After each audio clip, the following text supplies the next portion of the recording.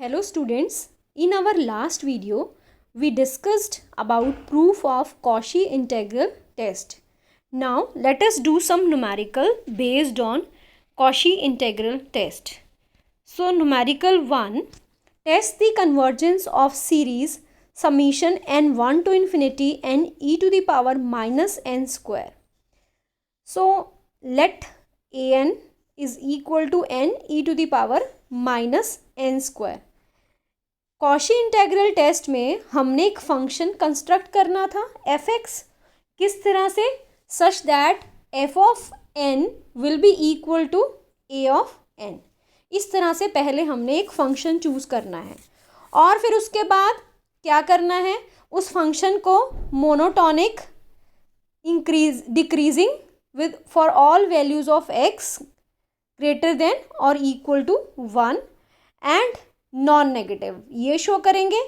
Then Cauchy integral test apply करेंगे और Cauchy integral test apply करने के लिए we have to evaluate the value of I n, integral I n which is equal to integral 1 to n f x d x. और जो value अगर आपके पास आई एन की वैल्यू अगर फाइनाइट है तो आपकी जो सीक्वेंस आई एन है that will converge which implies convergence of summation an. If sequence in diverge, then it will imply the divergence of sequence an. So let us take this fx as x e to the power minus x square. Here the series is from n1 to infinity. So let fx is equal to this for all x which are greater than or equal to 1. Such that f of n is equal to an which is equal to n to the power e minus n square. So let us now prove that f is monotonic decreasing function of x. So जब भी हमने उसको decreasing दिखाना है, decreasing के लिए we will evaluate the derivative with respect to x. fx का derivative आपके पास आ गया minus 2x square e to the power minus x square plus e to the power minus x square. So this is equal to e to the power minus x square bracket में minus 2x square plus 1. So you will get e to the power minus x square 1 minus 2x square. Then it will be, it is always less than 0 because for always less than 0 for all values of x which are greater than और equal to 1. अगर आप x को greater than और equal to 1 लेते हो, अगर आप देखो ये तो हमेशा पॉजिटिव ही रहेगी term, e to the power minus x square means e to the power x square. It will not depend on x. यहाँ पे चाहे आप x पॉजिटिव लो चाहे नेगेटिव लो, कोई भी वैल्यू आप x की लो, this will always remain positive. किस पे डिपेंड करेगा फंक्शन का नेगेटिव होना, 1 माइनस 2x स्क्वायर. सो अगर आप कोई वैल्यू रखते हो x इक्वल टू 1 तो it will be minus 1. Negative 2 रखते हो then it is also minus negative. So for all values of x which are greater than or equal to 1, this is less than 0. So it means it is decreasing for all values of x which are greater than 1. अब आप देखो x 1 से लेके infinity तक for all values of x, इसका जो behaviour है function का वो सेम ही रहने वाला है. for the whole domain it is decreasing. So हम इसीलिए यहाँ पे वर्ड यूज करेंगे monotonic, that it will show the same behavior throughout the whole domain. So it is monotonic decreasing function of x. So अब f is also non-negative for all values of x which are greater than or equal to 1. आप यहाँ देख सकते हो this is always remain positive और x पे depend करेगा इसका नेगेटिव या पॉजिटिव होना, but for all values of x which are greater than or equal to 1 this will remain non-negative. Non-negative means greater than or equal to 0. This is 0 only for x equal to 0, but for x greater than or equal to 1 it will remain non-negative. So Cauchy integral test is applicable in this function. So let us apply Cauchy integral test. Calculate value of in which is 1 to n integral fx dx. Put the value of fx, it is x into e to the power minus x square dx. हमने क्या किया, इसको इसका derivative बनाने के लिए x square का derivative minus 2x, so we will multiply and divide it with minus 2. So it is minus half into minus 2x e to the power minus x square d x. Now put x square as t, what will we get? We get e to the power minus t dt or when x is 1, then t is 1. When x is n, t is n square, so it is n square. So it is from 1 to n square e to the power minus t dt. Now integrate, it is e to the power minus t upon minus 1 from 1 to n square, we will get this. So now take limit n approaches infinity. So 1 upon e to the power n square. When n is approaching to infinity, e to the power infinity is infinity. 1 upon infinity is 0. So it is 0. So this will be 1 upon 2e, which is finite quantity. So अगर आपके पास integral finite आता है, this implies that the sequence a n is convergent. और अगर आपके पास sequence a n convergent है, then Cauchy integral test के हिसाब से summation a n is also convergent. So this completes the question. Next is summation 2 to infinity 1 upon n log n whole square. So let a n is n log n whole square. So we have fx as 1 upon log x to the power 2 such that f of n is equal to a n. ठीक है, अगर हम F N रखें तो वो किसके equal आ जाएगा, A N के, which is this. So F x. अब हमने पहले एफ एक्स को क्या दिखाना है, it is monotonic decreasing. Decreasing means it is decreasing function. Monotonic means throughout the whole domain when x is greater than or equal to 1 to infinity, throughout the whole domain it will show the same behavior. ऐसा नहीं है कि कहीं पे increase हो रहा है, कहीं decrease हो रहा है. It will be increasing throughout the whole domain. So it is monotonically decreasing. So अब आपके पास fx क्या है, fx is 1 upon x log x का whole square.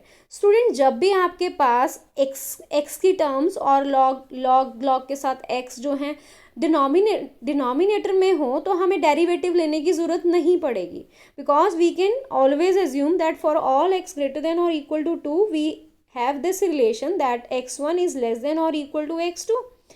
So this implies that log, अब taking log both sides, so log of x1 is also less than or equal to log of x2. Also log of x, जब हम उसका square कर देंगे, also log of x1 का whole square is also less than or equal to log x2 का whole square. Now multiply these two terms. What will we get? x1, दोनों positive हैं तो sign will remain the same. x1 into log of x1 का whole square is less than और equal to x2 log of x2 का whole square. Now take reciprocal. We have 1 upon x1 log x1 का whole square is always greater than 1 upon x2 log x2 का whole square. यहाँ पे हमारे पास x2 जो था that is less than और equal to x1 is less than और equal to x2, but यहाँ अपोजिट आ गया, that is f of x1 is greater than of x2. It means fx is decreasing and fx is decreasing throughout all the values for x greater than or equal to 2. So it is monotonic decreasing function. Always it is monotonic. Also it is non-negative for all values of x which are greater than or equal to 2. You can check from here. So it is monotonic decreasing and non-negative function of x. Therefore Cauchy integral test is applicable. So we will apply Cauchy integral test. What was Cauchy integral test? We want to calculate in from 2. जहाँ से हम आपकी series start हो रही है वहीं से आपने ये इंटेग्रल स्टार्ट करना है. अगर सीरीज में समीशन 1 to n है तो you have to take from 1 to integral. अगर 1 to n, अगर आपके पास समीशन 2 to इन्फिनिटी है तो इंटेग्रल में आपने 2 to n लेना है. Then n approaches infinity and में. So integral 2 to n f x d x. F x क्या था आपके पास, 1 अपॉन एक्स लॉग एक्स का होल स्क्वायर. सो इस 1/x को आप ऊपर लिख सकते हो. यहाँ पे अब ये फंक्शन है, ऊपर इसका डेरिवेटिव है. तो जब भी आपके पास फंक्शन के साथ ऊपर फंक्शन के साथ डेरिवेटिव हो उसका, this is derivative, this is function, तो आप क्या करते हो, इंक्रीज द पावर बाय 1.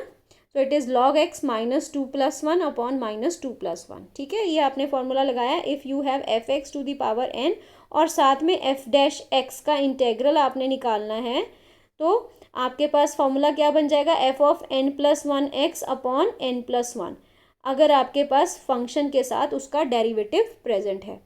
सो आपके पास क्या आ गया, log of x minus 2 + 1 divide by minus 2 + 1. Now put the limit, upper limit minus lower limit. So you will get log 2 minus 1 upon log n. Now take n approaches infinity. So what will we get? This is 1 upon infinity which is 0. So we have log 2 which is finite quantity. If we will get finite quantity for all values of n approaching to infinity, then the sequence is convergent. So convergence of sequence implies convergence of series by Cauchy integral test. Next question, summation n2 to infinity log n upon n का whole square. Students, अब मैंने आपको पहले ही बताया था कि अगर आपके पास n और साथ में लॉग n लॉगरिथम n जो टर्म्स हैं अगर डिनोमिनेटर में है, then we will use the method that let x1 is less than or equal to x2, and in the end we will get f of x1 is greater than or equal to f of x2, and this implies fx is in monotonic decreasing function for all values of x.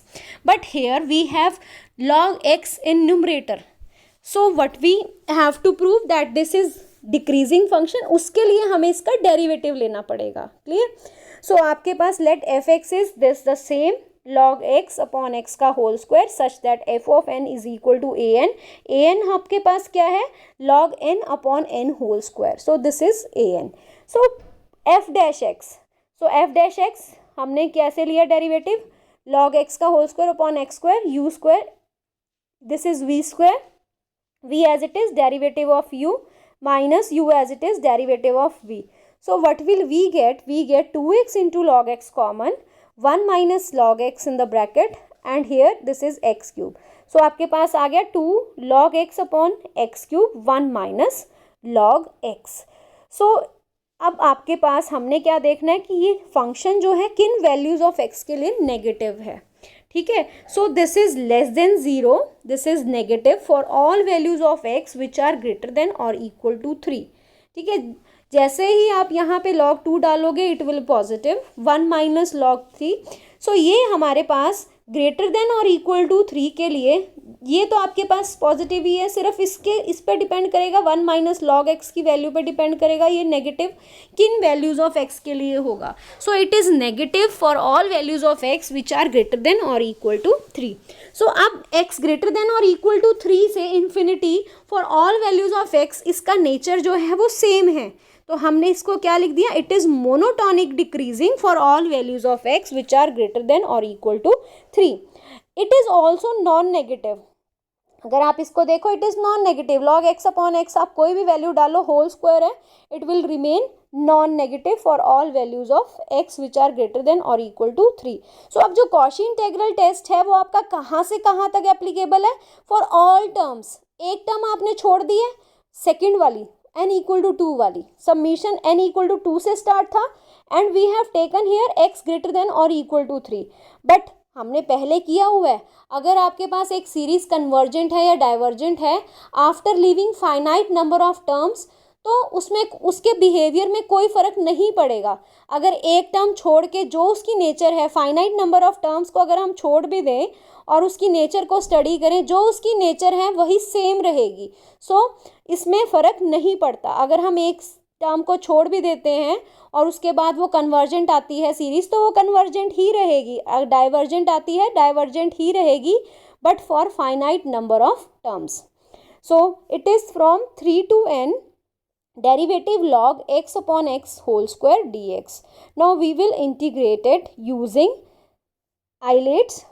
So first function as it is, log x square as it is, integral of second is x to the power minus 2 plus 1 upon minus 2 plus 1 and limit 3 to n minus derivative of first, integral of second. So we will get this, after calculating this we will get this term. Clear? हमने इस सारे को derivative लिया इसका and we are here. Now we will take limit n approaches infinity. जब हम n को approach करवाएंगे इन्फिनिटी तो आपके पास होगा क्या, ये जो टर्म है -2 अपॉन n वाली ये ज़ीरो हो जाएगी. ठीक है, ये जो टर्म है log n upon n square, this will become infinity by infinity form and this term also become infinity by infinity form. So we will apply L hospital rules for them. So जब हम L hospital rule लगाएंगे, यहाँ पे मैंने किया हुआ है ये, तो आपके पास ये इसका डेरिवेटिव क्या आ जाएगा, माइनस लॉग एन का whole square. So it is 2 log n और log n का 1 अपॉन n. ठीक है, और n जो नीचे है इसका 1. इसी तरह इसमें हम जब लगाएंगे इट इज़ 1 अपॉन n और जो n नीचे है इसका 1. फिर से अगर आप देखो it is again infinite bye infinity form, log n upon n, फिर से डेरिवेटिव करेंगे log n का 1/n और n का 1, so it is 2 into 1/n, और यहाँ पे जब इन्फिनिटी करेंगे it will B 0, so it is 0, it is 0, सो यहाँ पे इसकी क्या लिमिट आ जाएगी 0, सो हमारे पास बचेगा क्या, log 3 का whole square upon 3, log 3 upon 3 plus 2/3 which is a finite quantity. So if it is a finite quantity, then we have the sequence in is convergent. So अगर आपके पास sequence in convergent है, this implies the convergence of an by Cauchy integral test. Next is summation n2 to infinity 1 upon n plus 1 into logarithm of n plus 1.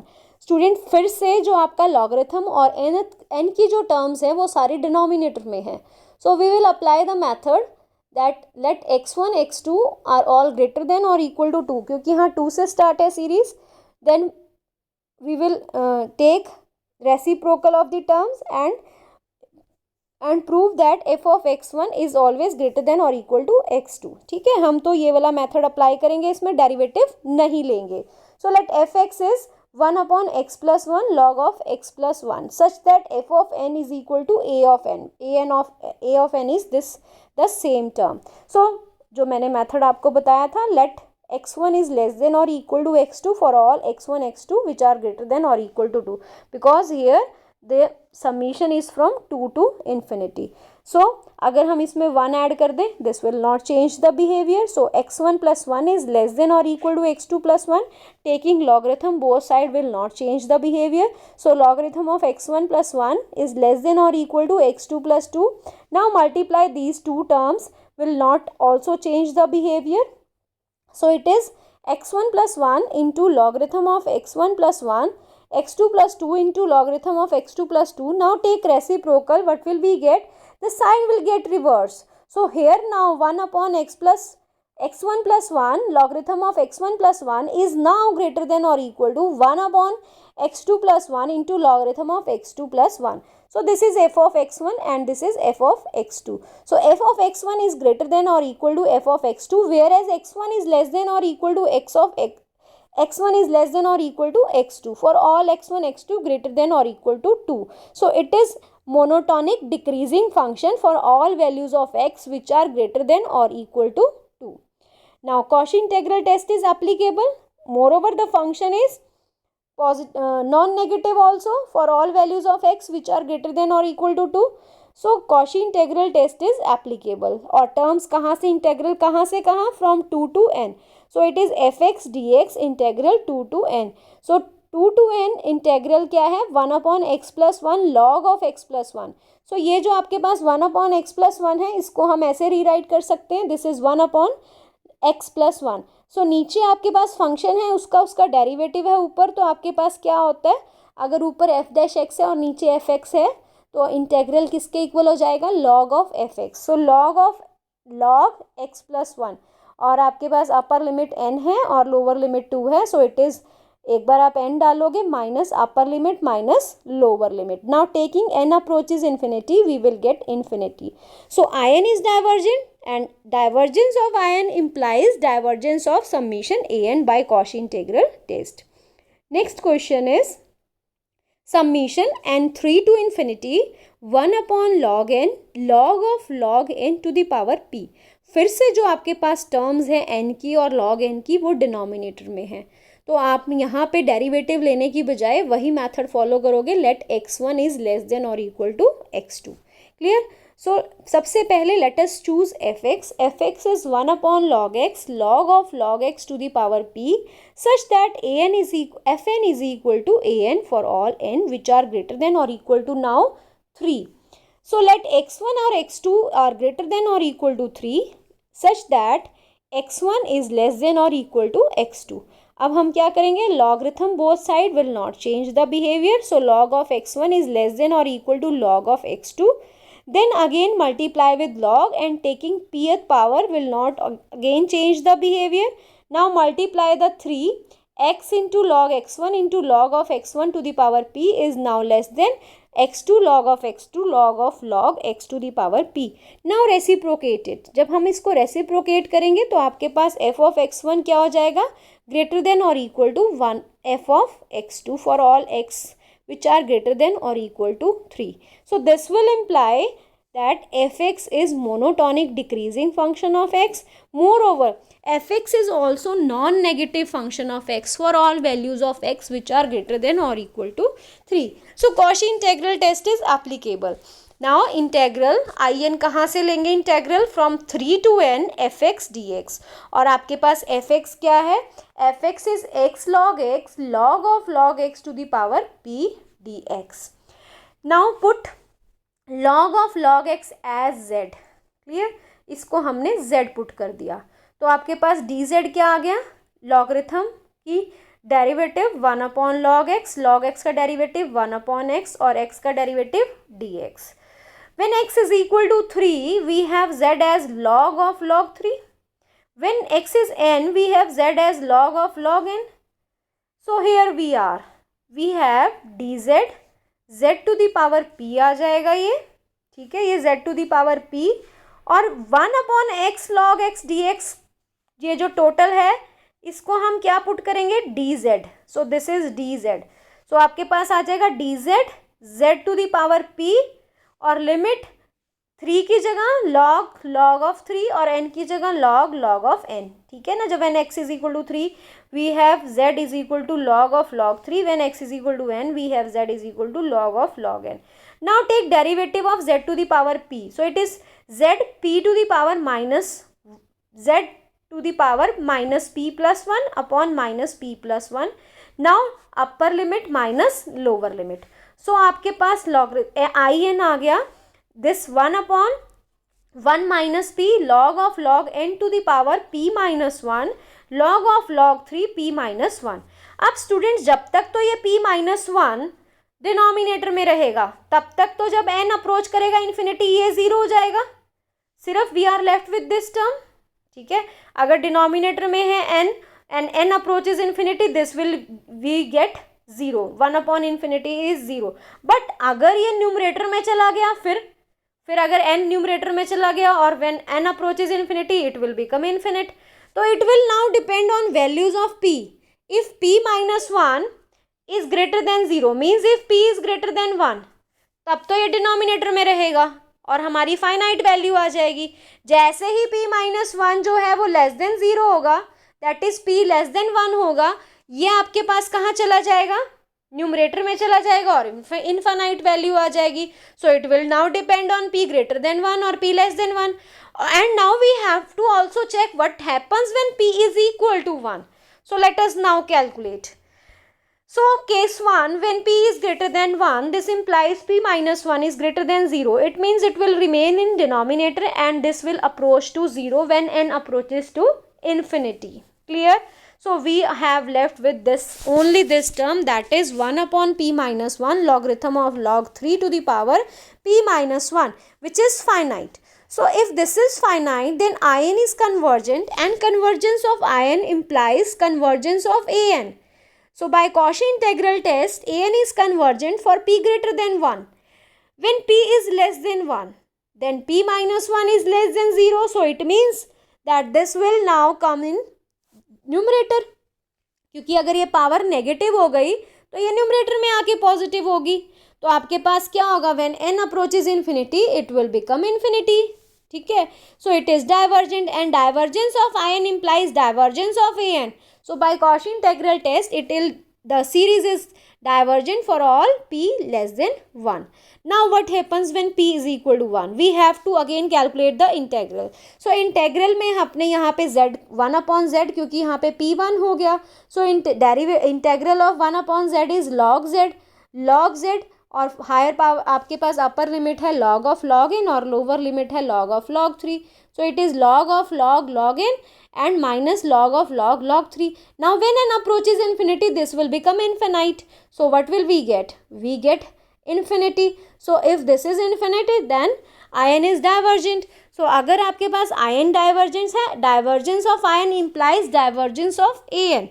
So summation n is divergent for p equal to 1. So अब आपके पास combined result क्या आया? Combined result is the series is convergent when p is greater than 1 and divergent when p is less than or equal to 1. So students, that is all about today's video. So thank you for watching the video.